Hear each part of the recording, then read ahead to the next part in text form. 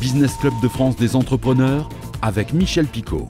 Bienvenue dans ce nouveau numéro du Business Club de France des entrepreneurs. Quand tu peux, tu veux, eh bien c'est possible. Et cela est possible notamment pour de jeunes joueurs de foot amputés. Ils sont dans une équipe professionnelle de football. C'est à Marseille que ça se passe, c'est à l'OM précisément. Mais au-delà des performances sportives, c'est une formidable opportunité pour ces jeunes pour ensuite, pourquoi pas, mieux réagir et mieux affronter la vie professionnelle. Mais tout de suite, place à l'actu. La marque de prêt-à-porter Pimkie revient de loin après de fortes années de turbulences. L'enseigne, dont le siège est à Villeneuve-d'Ascq, près de Lille, a enregistré une croissance de 20% de son chiffre d'affaires au premier trimestre. L'enseigne, cédée par l'association familiale Muliez à Pink Invest, a supprimé en 2 ans 560 postes et fermé 113 magasins. Depuis, Pimkie a un seul actionnaire, Amonis, et envisage d'investir 10 millions d'euros pour la rénovation de ses magasins. Dans le Haut-Rhin, près de Mulhouse, Poule à Lyon va agrandir son site de production de bretzel. L'entreprise a prévu d'y investir 10 millions d'euros pour relocaliser sa fabrication qui se faisait jusqu'à présent en Allemagne. L'objectif est de créer un bretzel avec une indication géographique protégée IGP, précise l'entreprise. Et nous partons tout de suite à Marseille pour retrouver notre invité Jérôme Raffetto. Bonjour. Bonjour. Alors, vous êtes le capitaine de l'équipe française de football amputé. J'ai cherché un peu partout en France s'il existait ce type d'équipe. Eh bien, il y en a pas. Il y a la vôtre, celle qu'a conçue et héberge l'OM, l'Olympique de Marseille. Vous pouvez nous en dire plus sur cette équipe ? Oui, en fait, c'est une équipe que nous avons créée il n'y a pas si longtemps, donc au mois de janvier. Donc ça fait quelque temps en fait que l'équipe française de football pour amputés existe, mais il n'y avait pas de championnat. On a créé un championnat il y a 2 ou 3 ans, donc effectivement il y a d'autres équipes qui existent, mais ce ne sont pas des équipes professionnelles ou alors pas de Ligue 1. Il y a le FC Annecy et une équipe sur Paris, le Phoenix, qui existe également. Nous, on avait commencé à jouer il y a quelques saisons avec Andoum. Et c'est un quartier de Marseille. Et puis là, on a eu l'opportunité d'aller faire un tournoi inclusif avec l'Olympique de Marseille, car il fallait une équipe en situation de handicap avec leur équipe de U17 valide. Et puis le projet est un petit peu parti de là pour pouvoir créer cette section à l'Olympique de Marseille. Comment est venue cette idée, ce projet ? En fait, tout simplement, l'évolution du sport. Moi, j'ai eu mon accident il y a maintenant presque 20 ans, donc en 2005. Quand j'ai regardé sur Handisport, le foot amputé n'était pas référencé. Et tous les autres sports qu'ils me proposaient ne m'intéressaient pas. Donc, du coup, de fil en aiguille, je suis tombé sur cette équipe qui était déjà créée, l'équipe française de foot pour amputés. Il y a une fédération européenne, il y a une fédération mondiale. Donc le sport évolue, la discipline évolue en Europe. Donc il faut savoir qu'en Turquie, ils sont déjà professionnels. Avec une vraie première division de 15 équipes. En Pologne, ils commencent à l'être petit à petit. Donc en Europe, ça commence à évoluer tout ça. Et en France, on a eu aussi cette envie de faire évoluer ce sport et de créer notre propre championnat. Alors, pardon pour cette question, Jérôme, mais les joueurs jouent avec leurs 2 béquilles, sans prothèse, je crois, mais les règles sont les mêmes que pour le football valide ? Alors, pas tout à fait. Il y a quelques différences. Donc, oui, effectivement, on joue avec 2 béquilles sur une jambe.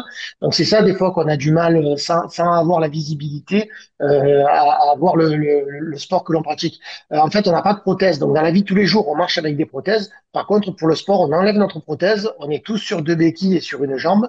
Le gardien a une spécificité, c'est qu'il a une surface de réparation où il ne peut pas sortir. Par contre, lui a ses 2 jambes et ne peut faire le gardien qu'avec un seul bras.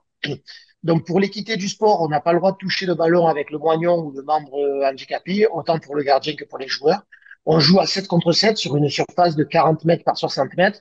Il n'y a pas de hors-jeu, les touches se font au pied. Voilà. Après, sur la majorité du reste, ça ressemble vraiment à du football Ouais. valide. Alors, ce qui est formidable dans cette aventure, c'est qu'au-delà du sport et donc du foot, dans le cas précis, c'est une manière de dire à ces jeunes amputés, ne vous dévalorisez pas, vous êtes capables de faire. Et aujourd'hui, c'est du foot pour eux. Demain, ils vont peut-être créer leur propre entreprise. Et cette expérience à l'OM amputé leur apporte donc du courage. J'ai pas le bon mot, j'aime pas trop courage, mais en tout cas, cette force de se dire, oui, c'est possible, malgré mon handicap. Est-ce que je me trompe ?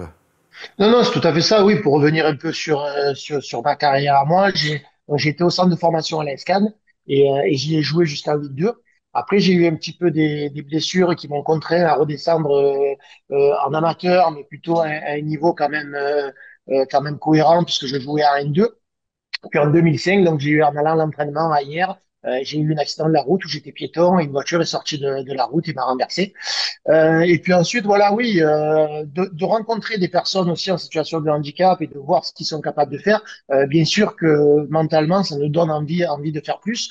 Moi, mentalement, je pense être quelqu'un de suffisamment solide pour pouvoir avancer. Donc, quand j'ai eu mon accident et que j'ai pas trouvé de sport adéquat, eh ben, je suis parti, eh ben, comme tu l'as dit, dans un système où j'ai voulu créer ma propre entreprise, justement, où j'ai fait un complexe de foot indoor sur Carnoux-en-Provence que j'ai tenu pendant 12 ans. Donc du coup, j'ai monté le complexe. Ça s'était pas encore connu en France et on a lancé un peu cette mode. Ça a très très bien marché.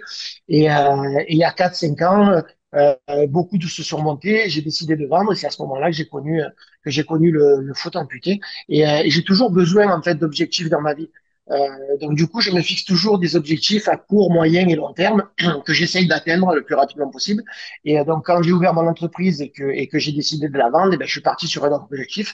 Et l'autre objectif était d'arriver en équipe de France de foot pour amputés et puis de créer une équipe à l'Olympique de Marseille et puis de jouer des coupes du monde, des championnats d'Europe. Donc voilà. Et si on arrive par ça à donner l'envie à d'autres personnes qui sont chez eux, peut-être qui font rien, qui se disent je suis pas capable d'eux, et de montrer que d'autres personnes le font, et arriver à sortir de chez eux et faire entreprendre des choses, que ce soit dans le sport ou autre, comme tu l'as dit, ben on a gagné une partie, voilà, une bonne partie de ce qu'on voulait faire. Dernière question, le club est tout jeune. Quels sont vos projets? Quelle est la feuille de route? Alors le championnat déjà il existe. On a fait déjà 2 journées, mais on fait des journées malheureusement pour l'instant à 3 clubs.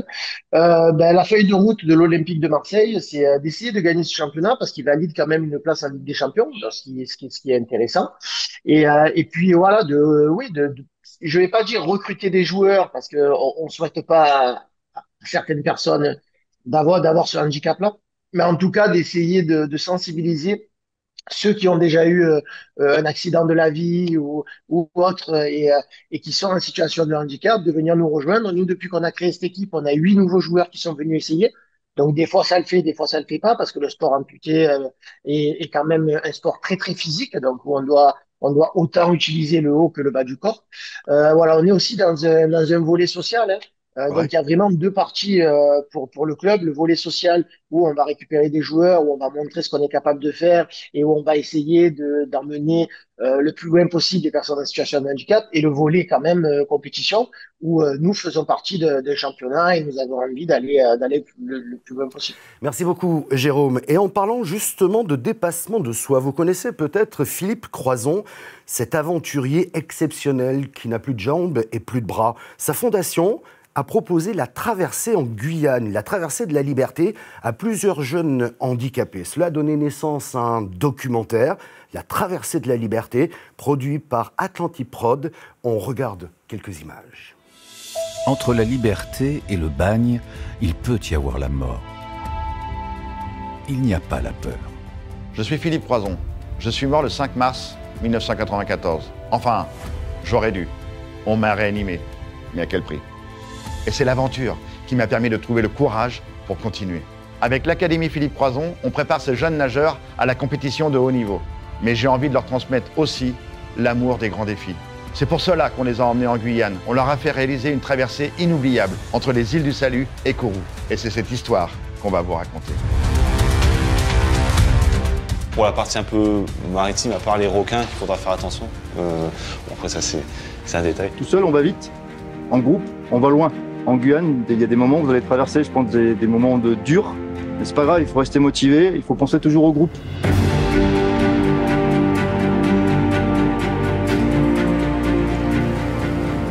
Elle porte pas de venin, elle. Si, elle a des venins. Oh, s'il vous plaît, les piranhas et les crocodiles. Hein. On est gentils. Alors plongez pas. Il y a 1 mètre d'eau, il y a un Gabriel. Le fait de partir dans des contrées inconnues, à chaque fois, systématiquement, ça a créé de la cohésion dans le groupe. Vous allez vous sentir seul parce que vous n'allez voir ni les îles derrière vous, ni Kourou en face de vous. tellement ça va être loin. On est venu ici pour faire la traversée des îles du Salut, là où il y avait les bagnards, qui ont certainement rêvé de venir à la nage, retrouver leur liberté sur le continent. Et nous, on va le faire, pour montrer qu'on n'est pas prisonnier du handicap. Et à 5h19, nous mettons à l'eau. C'était assez stressant parce que en fait, c'est des sensations qu'on ne connaît pas. La chose que je craignais un peu plus, c'était vraiment en fait les vagues.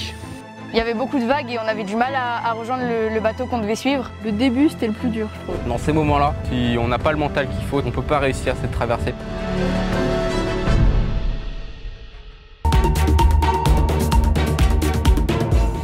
Et partons tout de suite à la rencontre de Idefix, un robot destiné à sécuriser le fonctionnement de l'usine ZF de Bouzonville, spécialisée dans les pièces de freinage automobile.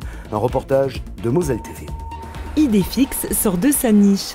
Cette usine spécialisée dans les freins automobiles a investi 400 000 € dans ce robot à 4 pattes pour effectuer de la maintenance 7 jours sur 7. Donc moi je vais programmer le robot et je vais lui dire ok, scanne-moi ce moteur-là et chaque fois que tu vois qu'il atteint plus de 50 degrés, tu me crées une alerte. Donc ça c'est le premier seuil d'alerte et dès qu'on monte au-delà d'un autre seuil d'alerte qui est par exemple 80 degrés, là il fait carrément une appel beaucoup plus poussée. Il peut envoyer soit des SMS, soit carrément appeler les personnes. Un robot qui se veut discret afin de ne pas déranger la vie du service, mais aussi polyvalent pour répondre à une multitude de demandes de la part de son maître. Le premier usage, du coup, c'était de la maintenance. Donc on venait faire des analyses thermiques, des analyses acoustiques pour détecter tout ce qui est fuite d'air, etc. Et au fur et à mesure, en fait, on lui ajoute des extensions. Donc là, on a ajouté toute la partie HSE, notamment avec la détection des extincteurs. On pense à différentes autres applications, notamment aux tours de garde. Le robot va pouvoir aller à l'extérieur et vérifier qu'il n'y a pas de personne présente.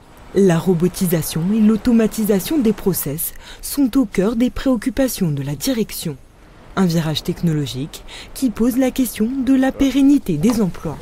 Réduire la masse salariale, non. Optimiser la structure, forcément. La question de fond, c'est l'usine installée depuis 55 ans, c'est qu'est-ce qu'on veut en faire encore pour les 55 prochaines années. Le pire serait de ne rien faire, bien entendu. Sur ces robots, là, et l'intelligence artificielle, je suis assez confiant encore de toutes les belles choses qui pourront être faites pour que l'ancrage de l'usine reste tel qu'il est. Merci d'avoir suivi ce numéro du Business Club de France des entrepreneurs. L'émission est disponible en replay vidéo sur le site internet de votre télévision locale. Vous pouvez aussi nous écouter sur toutes les bonnes plateformes de podcast, sans oublier les 10 radios qui nous diffusent chaque semaine. Merci de votre fidélité. À la semaine prochaine.